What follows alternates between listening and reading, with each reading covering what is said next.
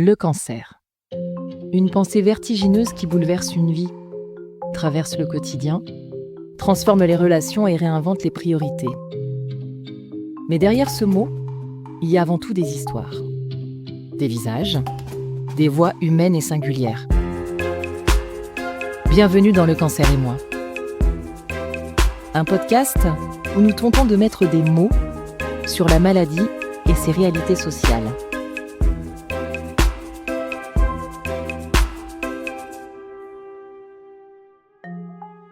Aujourd'hui, nous vous plongeons dans cet instant qui change tout et qui définit l'avant et l'après-cancer. L'annonce. Si chaque patient réagit différemment face à la nouvelle, la sidération, elle, est quasi systématique. Le cerveau débranche et ne répond plus face à la nouvelle d'un corps qui ne fait plus son travail. Comment reçoit-on l'annonce d'un cancer ? Quels processus sont mis en place pour nous accompagner au mieux sur ce nouveau chapitre ? Comment dépasser ce moment de sidération, ce bouleversement ? Dans cet épisode, vous allez faire la connaissance de Timothée, Maya, Pascal et Emmanuel, qui nous partageront leur vécu autour de l'annonce de leur cancer, accompagnés des témoignages d'Anne-Sophie, Cécilia et Barbara, professionnelles de santé.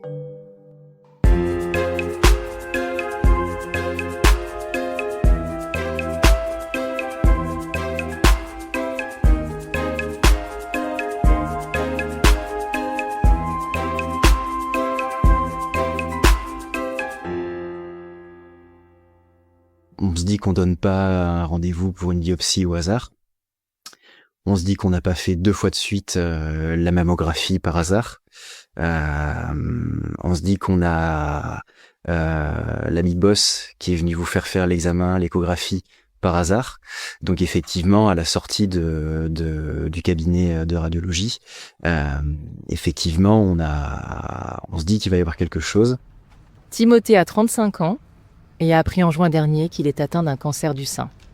J'avais quelques douleurs dans la poitrine à droite, et puis voilà, j'ai eu envie d'aller plus loin sur cette douleur, donc de rechercher. Donc j'ai été amené à consulter un médecin qui m'a prescrit donc une mammographie et une échographie. Voilà, donc rendez-vous a été pris et puis finalement de cette douleur, de cette prescription, le rendez-vous a eu lieu et à l'issue de la mammographie, donc on m'a demandé de revenir dans la salle d'examen, de repasser la mammographie et dans le courant, dans la demi-heure qui a suivi, lorsque je devais passer mon échographie, on m'a précisé qu'il y avait un sujet, qu'il y avait des calcifications. Lors de l'examen lors de cette échographie, le médecin me demande effectivement s'il y a des précédents. Sur le coup, je lui réponds que non. Donc elle me dit qu'il y a des calcifications. Et là, effectivement, oui, ça fait peur. Ça fait peur parce que on entrevoit effectivement clairement le problème et on se doute qu'il va y avoir un sujet. Voilà. Et donc à la sortie de cette consultation, on me donne un rendez-vous pour une biopsie une semaine après. Donc on se dit qu'on donne pas un rendez-vous pour une biopsie au hasard. On se dit qu'on n'a pas fait 2 fois de suite la mammographie par hasard. On se dit qu'on a l'ami boss qui est venu vous faire l'examen, l'échographie par hasard. Donc effectivement, à la sortie du cabinet de radiologie, effectivement, on se dit qu'il va y avoir quelque chose. Une semaine après, il y a une biopsie qui est prévue, tout à fait, oui. À ce moment-là, j'ai été dans une salle d'attente avec des personnes que je voyais autrement aussi.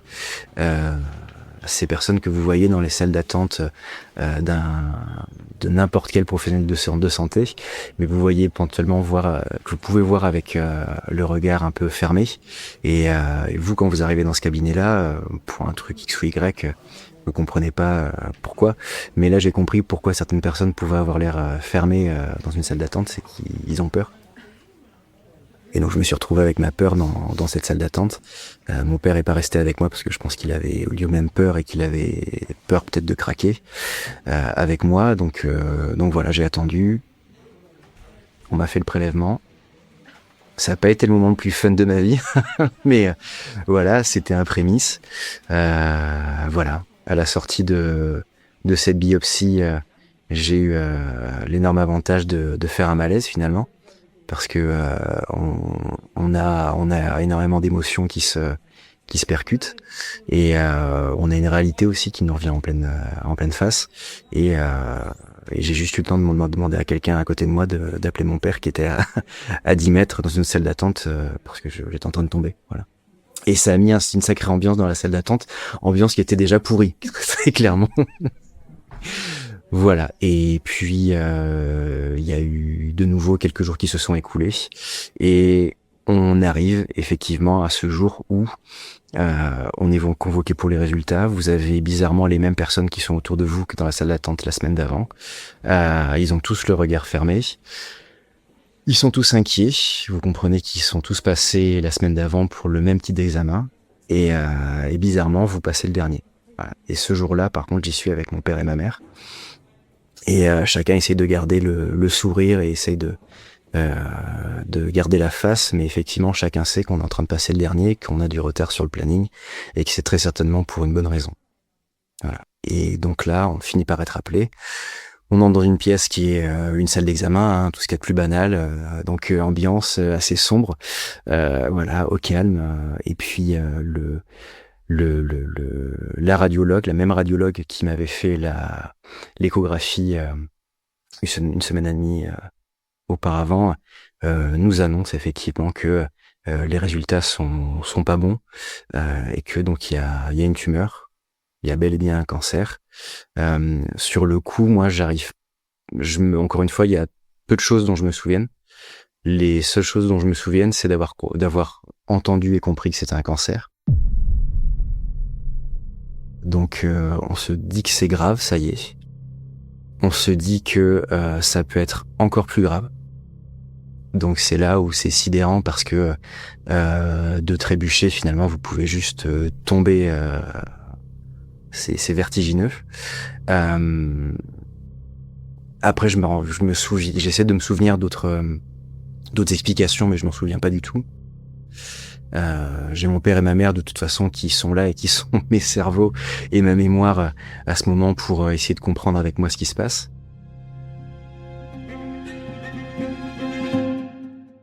Accompagner les patients en pleine sidération suite à l'annonce d'un cancer, c'est le quotidien de Cécilia, psychologue clinicienne depuis de nombreuses années en oncologie digestive. Alors, la sidération, donc généralement, c'est au moment de l'annonce. Effectivement, en fait, l'annonce d'un cancer, ça vient vraiment faire effraction, c'est-à-dire que on passe de je suis en bonne santé à je suis malade et potentiellement gravement malade, parce que le mot cancer fait très peur. Bien sûr, c'est même au-delà de on vous annonce un cancer, c'est on vous annonce que vous allez mourir. Et même si on sait qu'on est mortel, on se réveille pas tous les matins en se disant un jour je vais mourir. Et heureusement. Sauf que quand on a un cancer, on est confronté à cette réalité, en fait, au fait que un jour on va mourir, et potentiellement peut-être plus tôt qu'on ne le pensait. Donc ça vient faire effraction, et le phénomène de sidération, c'est un peu on est sur pause, c'est pas réel ce qu'on entend. Alors il peut y avoir un peu ce côté. Parfois on peut même rencontrer des patients qui n'y croient pas, qui vont même dire au médecin mais vous vous êtes trompé de dossier, ou c'est pas le bon résultat, ou il faut refaire les examens. Et même sans aller jusque là, parfois c'est juste les patients qui nous disent en fait le médecin parlait mais je l'entendais parler mais je l'assimilais pas du tout. Donc ça peut être plus ou moins long. Ça peut aussi ne pas arriver, hein. Il y a des patients qui n'ont pas du tout ce phénomène de sidération et qui ils passent au travers de ça. Parfois ça peut arriver un petit peu plus tard. Parfois, il y a des patients qui nous disent quand on les voit après l'annonce, mais je m'y attendais, parce qu'il y a énormément d'examens. Bon, parfois, j'utilise un peu le terme de rouleau compresseur entre les biopsies, les scanners, les IRM, les rendez-vous à droite, à gauche. En plus, quand on est dans une grande ville comme Paris, ça va, mais quand on est en province, c'est aussi le délai des rendez-vous, donc tout ça. Donc, il n'y a pas de règles. Et c'est notamment pour ça, quand même, ça fait partie des choses pour lesquelles on demande maintenant toujours à que les patients soient accompagnés autant que possible. Parfois, c'est pas possible pour X raisons.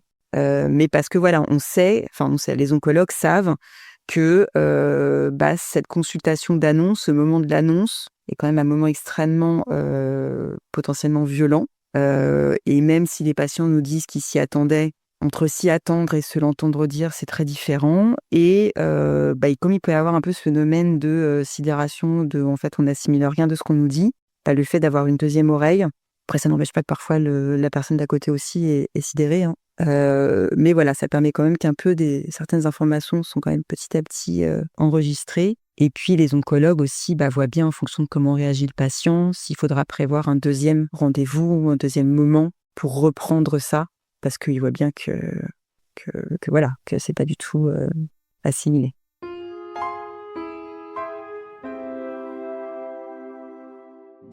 La première fois où on parle, je pense qu'il y a énormément d'informations que les patients n'entendent pas.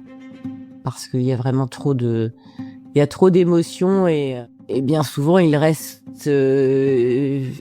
figés sur le diagnostic. Donc, c'est vraiment important qu'on puisse les revoir, soit le chirurgien, soit l'oncologue ou l'infirmière, mais que toutes les informations soient redites. Pour la plupart des gens, l'annonce d'un cancer survient une fois dans leur vie. Pour d'autres, c'est leur quotidien. Anne-Sophie Batz est chef de service en chirurgie cancérologique, gynécologique et du sein au Centre européen Georges Pompidou. Elle annonce tous les jours à ses patients qu'ils ont un cancer. Alors c'est évidemment un prérequis, quelque chose qui fait partie du job.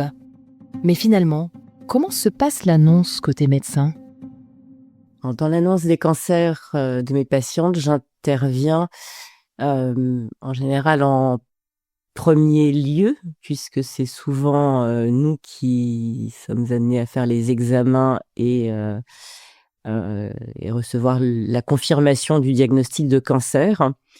Les schémas sont très différents en fonction du type de cancer, mais globalement, quand on rencontre un patient pour lequel on suspecte une pathologie tumorale maligne, on essaie déjà de le préparer sans dire les mots lors de la première consultation, en prescrivant les examens requis, notamment en organisant des biopsies, ce qui permet aux patients de commencer à se préparer plus ou moins en douceur, parce qu'on ne dit pas les mots, et le mot cancer est un mot très violent pour tout le monde. Mais en tout cas, voilà, on évoque quand même la possibilité que ce ne soit pas complètement normal. Et cette première approche simplifie probablement la consultation d'annonce où là le verdict va tomber et on va confirmer qu'il y a un cancer. Alors lors de la consultation d'annonce, donc il y a à la fois tous les aspects médicaux, d'annonce du diagnostic, d'annonce du projet thérapeutique, mais il n'y a pas que ça. Et il est aussi important de replacer le patient dans son contexte social, personnel, professionnel. On évalue également l'état psychologique, alors qui est, dans la très très grande majorité des cas, fragilisé par cette annonce. Mais cela peut survenir déjà chez un patient qui aurait déjà une fragilité psychologique, et donc ça nécessite de mettre en place une aide, que ce soit une consultation avec une psychologue, avec un psychiatre si ça nécessite parfois des traitements. Et puis d'un point de vue social également, parce que une femme isolée, une mère célibataire n'aura pas forcément le même soutien pour pouvoir affronter seule la maladie, ou avoir aussi des problèmes financiers. On doit évaluer aussi dans la prise en charge de ce cancer pour pouvoir aider au plus tôt pour que la prise en charge soit la plus sereine possible. Si on détecte le besoin d'un adressage auprès d'une assistante sociale, donc ça fait partie effectivement de ce qu'on met en place. Il y a un autre élément important aussi dans la consultation d'annonce, c'est la présence d'un futur aidant potentiellement, ou en tout cas d'un proche avec le patient, pour deux raisons. Parce que d'abord, c'est émotionnellement difficile de recevoir ce diagnostic seul, et puis aussi parce que le patient, du fait du du traumatisme de l'annonce n'est pas toujours, ne retient pas toujours ce qu'on va lui dire. Et donc, le fait de venir avec l'époux, un enfant, un ami, permettra d'avoir un témoin qui aura également entendu ce qu'on aura dit et qui pourra après en reparler. Les patients, souvent, lorsqu'ils s'attendent à une mauvaise nouvelle, spontanément, viennent accompagner. C'est quand même le cas le plus fréquent. Et d'ailleurs, pour nous, c'est intéressant de voir que les personnes qui viennent seules, on sera d'autant plus vigilant à leur entourage ou leur non-entourage. Et effectivement, on leur proposera d'autant plus volontiers de rencontrer la psychologue pour voir s'il y a un besoin de soutien supplémentaire.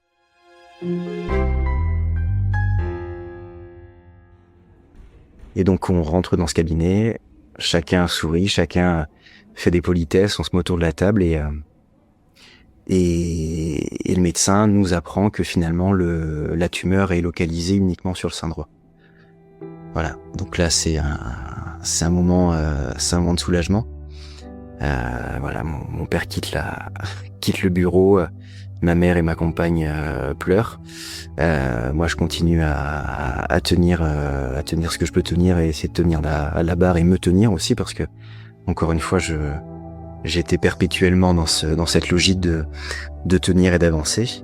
Et voilà, on parle. Alors on parle toujours, j'essaie de digérer ce qui se dit. On a capté l'information la plus importante, à savoir que j'avais pas brillé de mille feux au scanner, donc où j'étais pas, selon le code couleur, tout noir au scanner, donc c'est bon, j'allais pas y passer.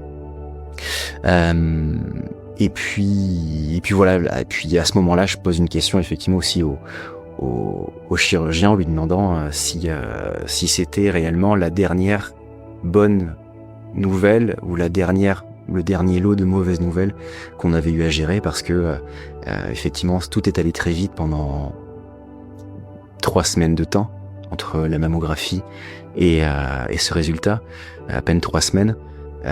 Mais ça avait été un sursaut d'émotions qu'il a fallu gérer, de mauvaises nouvelles qu'il a fallu gérer, ou d'inconnus qu'il a fallu gérer. C'est vrai qu'à ce moment-là, voilà, j'avais besoin de réponses concrètes pour pouvoir moi aussi lâcher. Voilà. Et donc là, on est le 18 juillet et on a cette plus belle des nouvelles qui nous laisse entendre qu'on va pouvoir vivre. Au moment de l'annonce du cancer, on n'a pas forcément toujours l'ensemble du projet thérapeutique. Donc après, ce sont des discussions qu'on a en réunion de concertation pluridisciplinaire, ou alors qui vont dépendre aussi, si les patients doivent être opérés, du résultat définitif de l'analyse de la pièce opératoire. Donc on ne sait pas toujours, dès le début, quelle va être la séquence thérapeutique, et si les patients auront une indication de chimiothérapie, de radiothérapie. Donc on connaît évidemment les grandes bases, mais tout n'est pas sûr. Je suis en général accompagnée de collègues plus jeunes pour qui c'est important aussi d'être formé à la consultation d'annonce, parce que ça ne s'improvise pas. Je pense que c'est bien aussi, en tant que jeune médecin, de pouvoir voir comment ça se passe.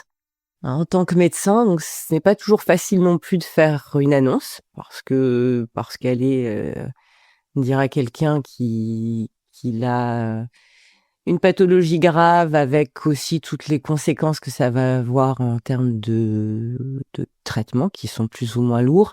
C'est vrai que ça peut être très difficile à vivre pour nous également. Ça nous arrive parfois aussi de nous tourner vers les psychologues pour rediscuter de certains dossiers, parce que émotionnellement, même si le médecin peut donner l'impression d'être distant, protégé, en réalité on se blinde pour rester professionnel, essayer de laisser le moins transparaître nos émotions, parce que les patients ont besoin de quelqu'un de fort devant eux pour les entraîner dans le projet thérapeutique. Mais c'est pas toujours facile. Je pense qu'il y a certains, c'est pas facile, parce qu'en tant que médecin, je pense qu'en fonction de l'âge des patients, évidemment, quand j'annonce à une jeune patiente de 25 ans qu'elle a un cancer du sein, c'est quand même très difficile. Donc l'annonce chez les jeunes, c'est difficile. Ou alors aussi parce qu'on a beau être médecin, on a aussi une histoire personnelle et que ça peut aussi nous rappeler des histoires vécues. Et donc c'est aussi une situation qui peut être difficile. Alors la distance, ça, je pense que c'est vraiment sa propre expérience qui nous permet de la voir. C'est pas, ça, je suis pas sûre que ce soit par imbibition. Enfin, il n'y a pas une manière de faire une annonce de cancer. Je crois qu'on a tous, en tant que médecin, on le fait tous de manière différente. Et donc les plus jeunes qui se forment auprès de nous, retiendront ce qui leur semble le mieux et le plus adapté aussi à leur personnalité pour pouvoir faire ces annonces. Cécilia, psychologue clinicienne depuis de nombreuses années en oncologie digestive. C'est au final, c'est un peu galvaudé cette phrase, mais annoncer un cancer, c'est annoncer quelque chose qu'on n'a pas envie de dire, quelqu'un qui n'a pas envie de l'entendre. Donc c'est de trouver les meilleurs mots possibles, mais c'est toujours un moment qui est particulier. C'est pas anodin pour les oncologues, ils le savent. En tout cas, ils en sont très conscients. C'est pas n'importe quoi c'est pas n'importe quelle consultation. Quand ils savent qu'ils vont devoir annoncer un cancer, c'est une consultation un peu à part. Moi, je peux entendre un oncologue. Ce matin, à ma consultation, j'ai annoncé 3 cancers à la suite. Psychologiquement, c'est quand même très lourd parce que c'est quand même annoncer une maladie grave. C'est aussi recevoir beaucoup d'émotions. C'est des moments qui sont très humains, je trouve.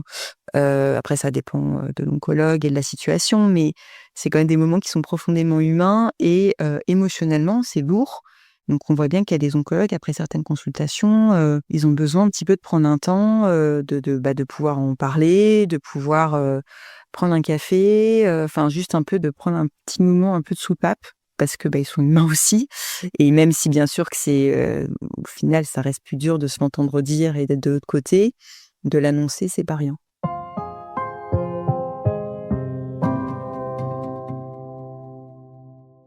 C'est vrai en 20 ans, les modalités de l'annonce du cancer ont probablement évolué, même si les aspects médicaux sont restés les mêmes, à la fois sur le diagnostic et le projet thérapeutique.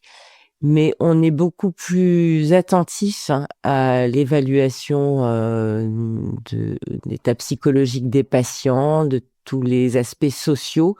Et donc, c'est probablement devenu maintenant systématique, tandis que ça n'était probablement pas il y a 20 ans.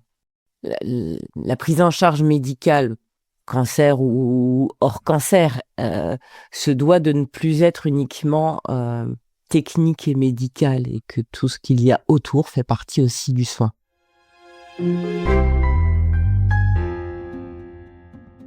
Il n'y a pas de bonne façon d'apprendre à quelqu'un qu'il a un cancer. Mais il n'en reste pas moins que certaines annonces sont plus rudes que d'autres. Il y a un peu plus de 20 ans, alors qu'Emmanuel et Pascal attendent un enfant, Pascal est diagnostiqué comme ayant un lymphome. La manière dont chacun l'a appris a été brutale.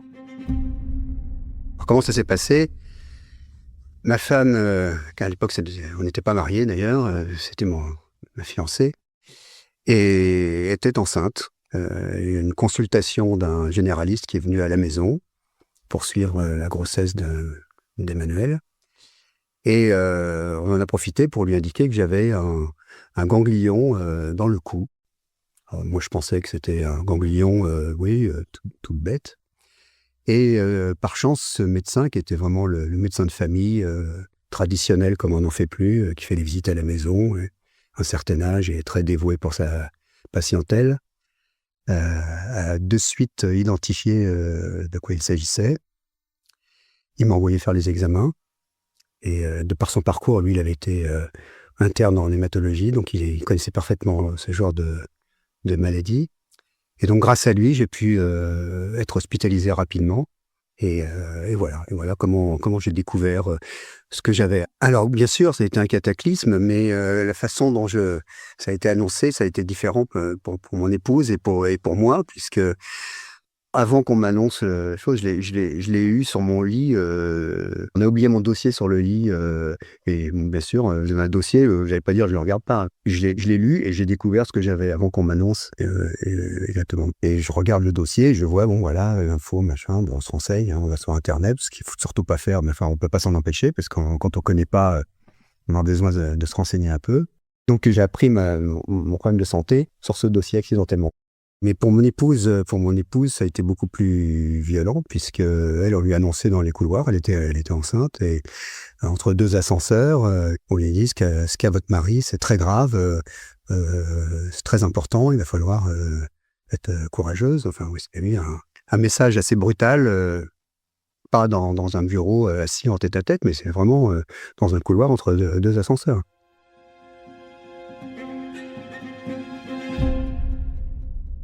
Pascal est parti faire un scanner dans l'hôpital et je ne le revois pas. Mais en revanche, dans un couloir, il y a une femme, médecin de garde, qui me demande si je suis la compagne de Pascal Gauthier. Je lui dis oui, je suis enceinte à l'époque de 7 mois et demi.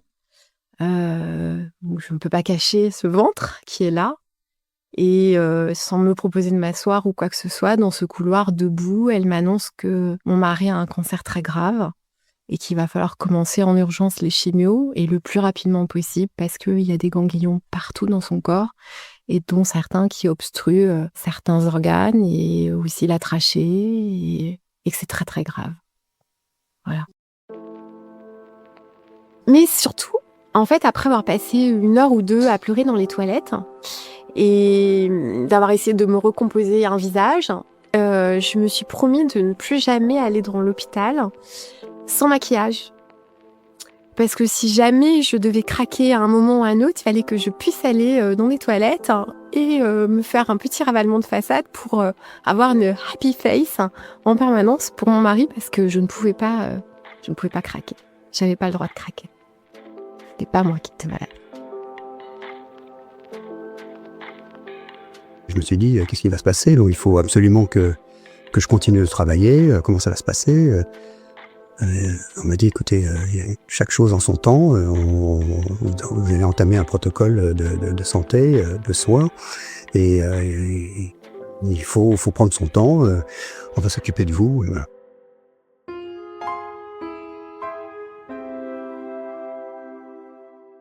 En 1998, face à de nombreux témoignages de patients ayant eu des annonces de cancer catastrophiques, dans le couloir, par téléphone, etc., les premiers états généraux des malades atteints de cancer organisés par la Ligue nationale contre le cancer sont sans appel.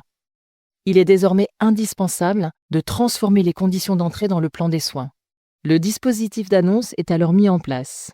L'objectif étant que le patient doit bénéficier d'une prise en charge de qualité au moment de l'annonce de sa maladie. Ce dispositif d'annonce prévoit des temps d'écoute privilégiés, de discussion et d'explication sur la maladie et les traitements afin d'apporter au patient une information adaptée, progressive et respectueuse. Barbara, à l'époque infirmière en oncologie gynécologique, a fait partie des premières infirmières à participer aux consultations d'annonce. C'est une annonce avec un accompagnement, donc avec un temps dédié pour que la personne puisse comprendre, pour qu'il y ait des questions qui puissent être posées. Donc ça se faisait avec le médecin, donc nous en présence du médecin, de façon à pouvoir reprendre ensuite avec la patiente. C'est-à-dire que on la voyait suite à la consultation médicale et on reprenait pour voir ce qui avait été compris, pour soutenir aussi en fait. Parfois il y a des patientes qui pleuraient bien sûr. C'est tout un bouleversement dans la vie en fait, cette annonce. Plein de conséquences sur le plan, ça peut être professionnel, ça peut être avec les enfants, avec le compagnon, etc. Et ensuite, on leur proposait un autre temps, à un autre moment, en fait. Et une disponibilité aussi par téléphone, bien sûr. C'est vraiment essentiel d'adapter. Donc, on est présente lors de cette consultation, donc on sait les mots qui ont été utilisés par le médecin. Et donc, on va reprendre avec la patiente, lui dire qu'est-ce que vous en avez compris de cette annonce, de cette maladie, de ce qu'on vous propose comme thérapeutique. parce que parfois il y a des incompréhensions, il y a la sidération. En fait, c'est un moment qui est tellement compliqué, et c'est vraiment une rencontre d'humain à humain. C'est une reconnaissance de ce qui se vit là de difficile, et qu'est-ce qu'on peut faire, quels sont les besoins de cette personne et qu'est-ce qu'on peut mettre en place pour l'aider. Je pense que c'est rassurant que ce soit toute une équipe autour d'un patient, donc le médecin et l'infirmière, et ça permet de prendre le relais, nous ayant plus de temps, pour expliquer davantage, peut-être apporter des précisions par rapport à ce qui est proposé. Et puis on faisait aussi un lien avec les infirmières en hospitalisation, peut-être dans des situations particulières, d'expliquer cette patiente, tels sont ses besoins, de procéder de telle ou telle manière, en fait. Oui, c'est vrai que c'est essentiel de savoir qu'il y a quelqu'un qui peut répondre, qui va répondre aux questions. Il peut y avoir énormément d'angoisse pour une petite question, et finalement, dès qu'on répond, ça apaise énormément. C'est vrai que c'est vraiment une rencontre, les patientes se confient par rapport à leur vécu, par rapport à leurs compagnons, et c'était pas juste des conseils de professionnels, enfin pas que, je veux dire, c'est presque comme des amis, même si parce que c'est de personne à personne, d'humain à humain. Voilà, c'est ça, c'est une écoute où la personne, elle se sent comprise, elle se sent entendue dans ce qu'elle vit.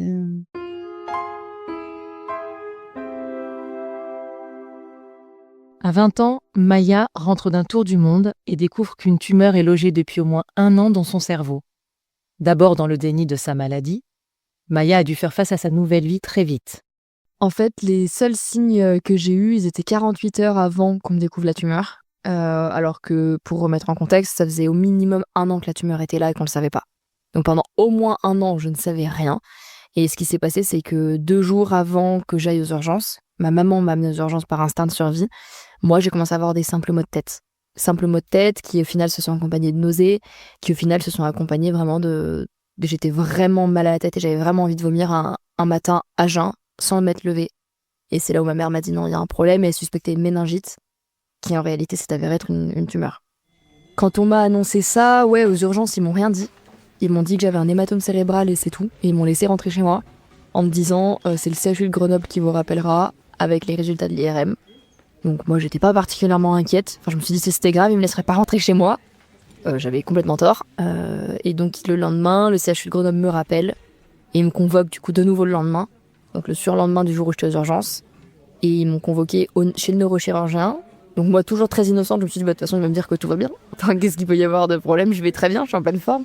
Et donc là, mes 2 parents sont venus avec moi au rendez-vous, où il nous a montré les images. Il nous a dit là, vous avez une tumeur cérébrale dans le lobe frontal droit de votre cerveau, on vous opère lundi prochain. Et depuis ce jour-là, on n'a plus jamais vraiment été apaisés, on n'a plus jamais été en paix. Moi, j'avais même pas peur d'être malade, j'avais peur des traitements.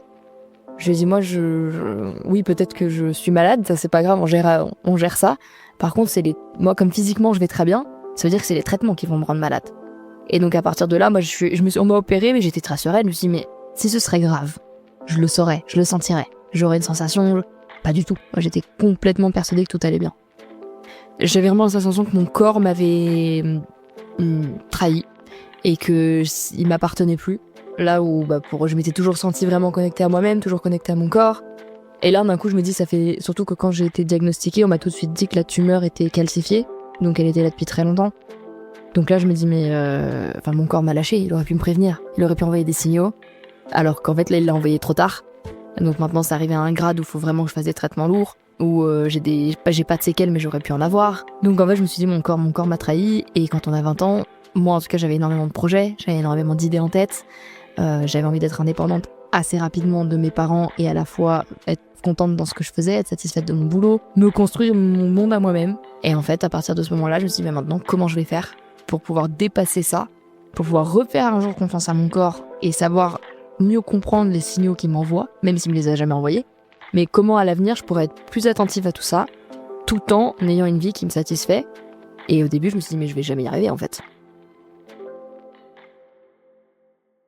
Donc c'est différent effectivement quand il n'y a pas ou très peu de symptômes, ou des symptômes qui ne présagent absolument pas potentiellement le diagnostic. Ça peut favoriser ça veut pas dire qu'il y aura forcément, mais aussi le phénomène de sidération et de mon corps ne m'a même pas alerté. Il peut avoir un peu le sentiment d'injustice. Ça, je pense, chez beaucoup de patients, peu importe s'il y a eu symptômes ou pas, parce que ça reste très injuste d'avoir un cancer de toute manière, mais peut-être plus de trahison. Surtout des patients qui sont sportifs, qui ont une alimentation, qui nous disent « mais moi je comprends pas, je cours tout régulièrement, je fais du sport, j'essaie de manger équilibré, je mange bio, je suis mince, je fume pas, je bois pas ». Enfin, en gros, j'ai fait tout ce qu'il fallait pour que mon corps aille bien, et puis malgré tout, voilà. Donc je pense que d'autant plus, il y a une incompréhension qui accompagne ce sentiment d'injustice et de colère et de trahison. Et on s'est vraiment rendu compte à ce moment-là que sans la santé, on n'a rien. C'est-à-dire on vit très confortablement, on voyage beaucoup, on mange bien, on peut se permettre beaucoup de choses. Par contre, si notre corps est défaillant, on fait rien de tout ça avec plaisir en fait. On a toujours un peu mal au cœur de se dire je fais ça, mais je vais pas très bien non plus. On s'est rendu compte de l'importance de la santé et l'importance aussi d'être bien entouré et de savoir sur qui retomber dans notre entourage quand ça va pas. Et donc à partir de ce moment-là, mon papa est rentré en mode combat et il s'est dit ok, maintenant on trouve une solution et on attaque, alors que ma maman était vraiment plus dans une phase de deuil vraiment active, de se dire comment je vais accepter que ma fille de 20 ans a un cancer, et surtout moi j'ai un cancer pour le reste de ma vie, même si je vais très bien. Donc là, elle a dû faire le deuil de la personne que j'étais en bonne santé.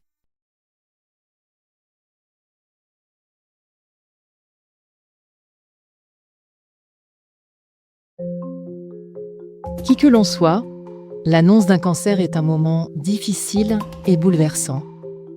Il plonge le patient dans un tourbillon d'émotions. La manière dont cette nouvelle est annoncée joue un rôle crucial dans la gestion de la maladie, car elle impacte non seulement le patient, mais aussi ses proches. En France, les professionnels de santé s'efforcent d'adopter une approche empathique et bienveillante, en mettant en place un cadre propice à la compréhension du diagnostic et à la préparation des étapes suivantes. Cependant, ce choc reste inévitable, et l'accompagnement psychologique par l'entourage devient une étape clé pour traverser cette épreuve. Cet épisode du Cancer et moi vous est présenté par Amanda Scott, réalisé par Marianne Jolin et Charlotte Lepage, mixé par Léo Westphal et produit par Géol Podcast. Merci à tous les intervenants de cet épisode qui ont accepté de nous partager leur quotidien et leur expertise. Merci également à toutes les personnes ayant aidé à la création de ce podcast. Enfin, merci à Barbara.